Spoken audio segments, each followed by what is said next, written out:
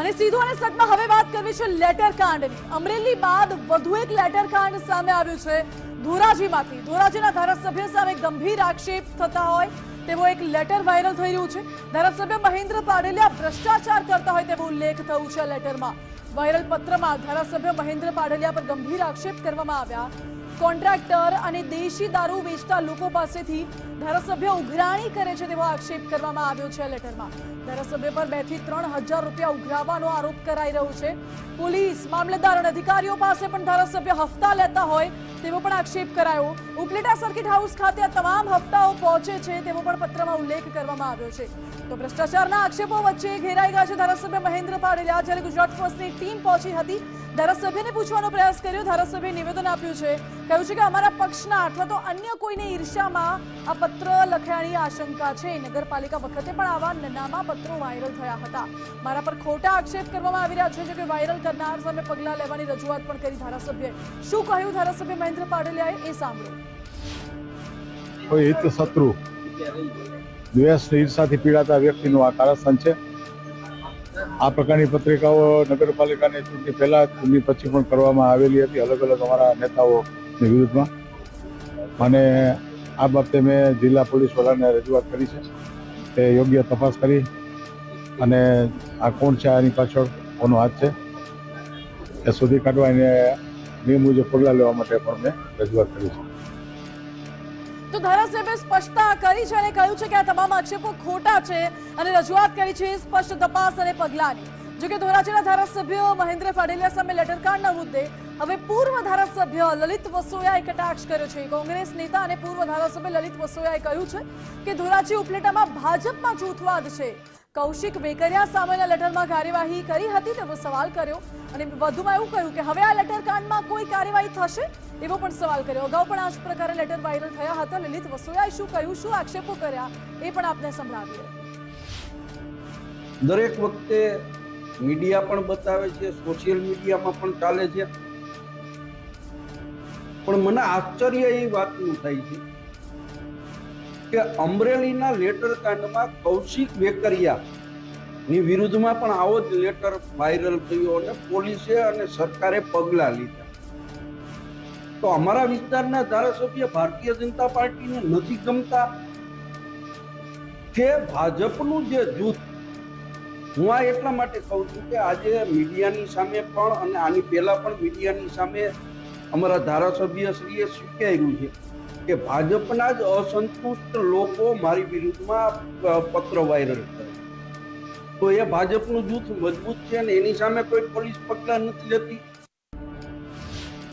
એટલે લલિત વસોયાએ કહ્યું છે કે ભાજપમાં જ અંદરો અંદર જૂથવાદ ચાલે છે અને શું અહીં ધોરાજીના ધારાસભ્ય ભાજપને નથી ગમતા એ સવાલ પણ કર્યો। અમારી સાથે ફોન લાઈન પર લલિત વસોયા જોડાઈ ગયા છે। લલિતભાઈ, સ્વાગત છે આપનું ગુજરાત ફર્સ્ટમાં। લલિતભાઈ, આપે આક્ષેપ કર્યો છે કે ભાજપમાં જૂથવાદ ચાલે છે અને મહેન્દ્ર પાડલિયા વિરુદ્ધ જે તમામ આક્ષેપો લેટરમાં કરવામાં આવ્યા છે, વિપક્ષ તરીકે આપ કઈ રીતે જુઓ છો આ તમામ આક્ષેપોને? મેં આ એટલા માટે કહ્યું કે મહેન્દ્રભાઈ વિરુદ્ધમાં અત્યાર સુધીમાં 4 પત્રિકાઓ આવી રીતે બહાર પડી છે અને દરેક વખતે મહેન્દ્રભાઈ પાડલિયા મીડિયા સામે આવીને એવું કહે છે કે મેં એસપીને ફરિયાદ કરી છે, પણ ક્યાંક ને ક્યાંક કોઈ સામે અત્યાર સુધીમાં પગલાં લેવામાં નથી આવ્યા। આજે સવારે જ મેં ગુજરાત ફર્સ્ટની અંદર મહેન્દ્રભાઈ ફોનો ઉપર કહેતા હતા એ સાંભળ્યું કે અમારામાં અંદરો અંદર અસંતોષ હોય, નગરપાલિકાની ટિકિટ બાબતે ક્યાંય વિવાદ હોય ને એ લોકો દ્વારા આવી પત્રિકાઓ બહાર પાડવામાં આવે છે ને એટલા માટે મેં કહ્યું। અને સ્થાનિક લેવલે ભાજપમાં જૂથબંધી ચાલે છે, દરેક વખતે મીડિયા છેલ્લા 6 મહિનાથી બતાવી રહ્યું છે। લલિતભાઈ, આપ કહી રહ્યા છો ભાજપમાં જૂથબંધી ચાલે છે, તો આપના મતે કોણ હશે આ લેટર વાયરલ કરનાર કે પછી આ લેટર લખનાર કોણ હોઈ શકે છે? તો એ ધારાસભ્ય ખુદ સ્વીકારે છે મીડિયા સામે। તમે સવારના ગુજરાત ફર્સ્ટનો પહેલો જેનું જે ફોનો તમે લીધો એ ફોનો ફરીથી વગાડીને જુઓ તો એ જ બોલે છે કે અમારામાંથી અમુક અસંતુષ્ટ લોકો મને બદનામ કરવા માટે આવા આક્ષેપો એ ફોનો મને ખબર છે, તો મેં સાંભળ્યું, પણ કોઈ એવું કોઈ શખ્સ, કોઈ કાર્યકર્તા, કોઈ કોર્પોરેટર કોણ હોઈ શકે તમારામાંથી, તમારા મતે?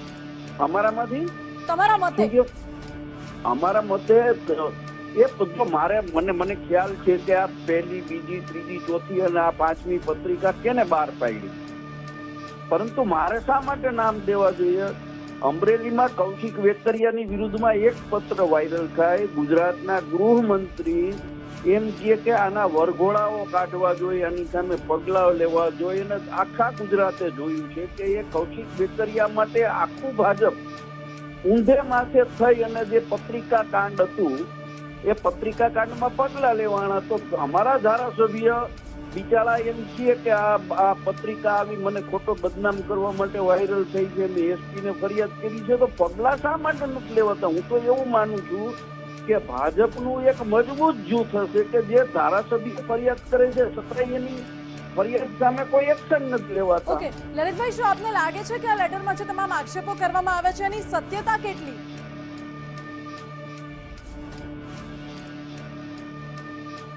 હેલો.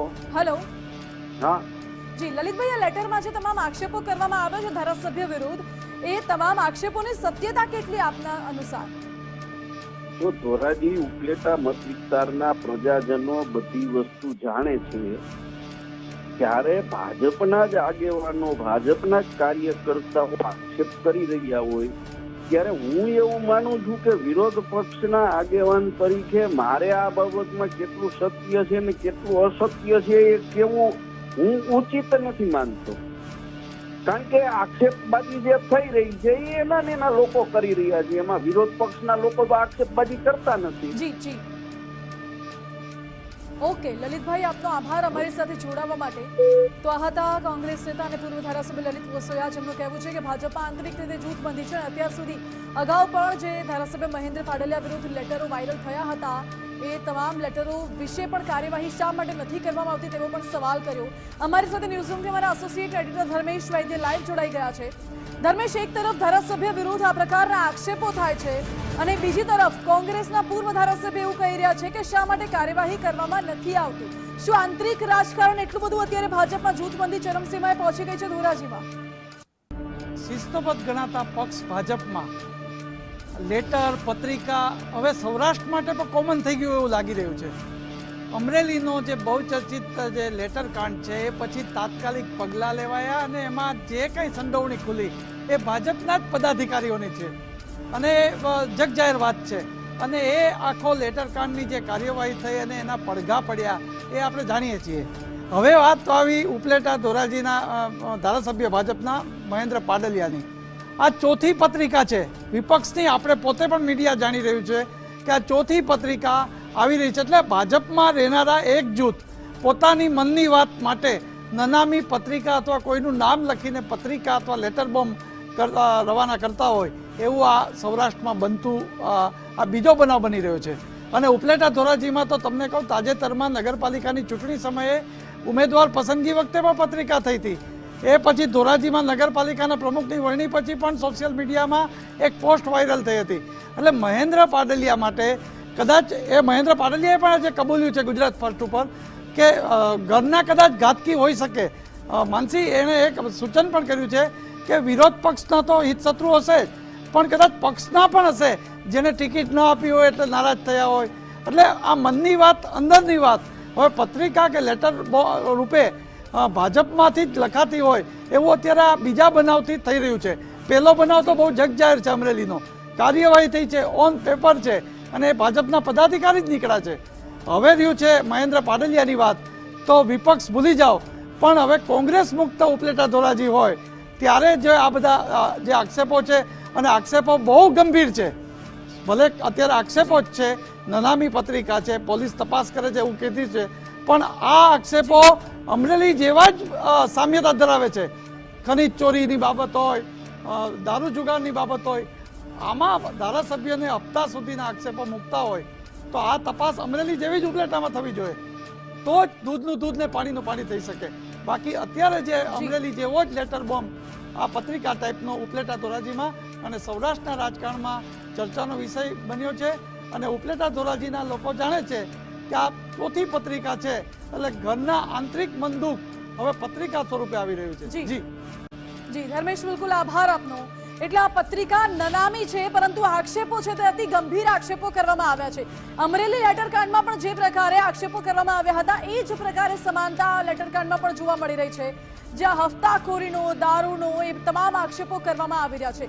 હવે આ આક્ષેપોની તો તપાસ કરવામાં આવી રહી છે, પરંતુ આ લેટરકાંડનો જે સિલસિલો છે, આ લેટરકાંડ, લેટર કોણે લખ્યું છે, ભાજપમાં આંતરિક જૂથબંધી શું આટલી બધી છે, આ બધા જ સવાલો ઉઠી રહ્યા છે. અને આ લેટરકાંડમાં હવે તટસ્થ તપાસ થવી એટલી જરૂરી બની છે, અને તો આ જ પ્રકારે લેટરકાંડનો સિલસિલો આગળ વધતો રહેશે. આ સાથે જ સીધું અને સટમાં અત્યારે બસ આટલું જ. આવા જ મુદ્દાઓ સાથે ફરી મળીશું. વધુ સમાચાર માટે આપ જુઓ ગુજરાત ફર્સ્ટ.